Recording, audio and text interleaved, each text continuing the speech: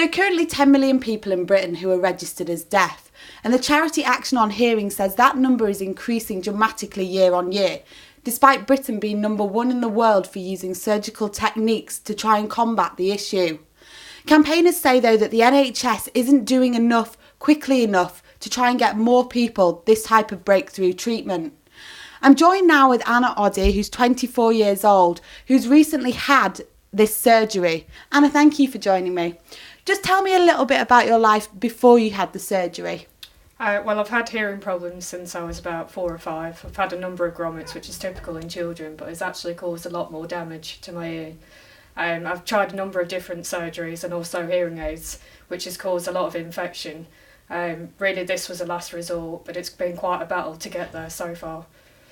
What would you say your experience was going through the system to try and get approval for the surgery?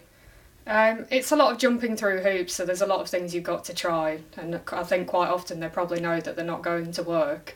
I tried the hearing aids for quite a while with a lot of infections. I was at the doctor's every week paying for prescriptions, having problems at work. In the end, my consultant said that he was going to discharge me from the hospital, so I really had to get some support to back me up. I went to Action on Hearing Loss.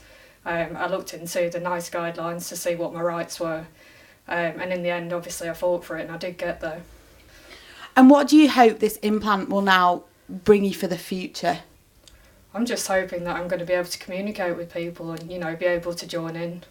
Just last night I was having to have the TV on ridiculously loud. Everybody else is sat there being deafened by the TV, but, it can be quite difficult. Thank you very much, Hannah.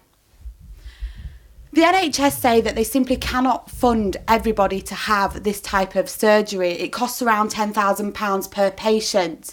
The government's set to debate later on in the year how more people like Anna can be given this type of surgery, this life-enhancing surgery that so many people feel that they need. It's back to the studio.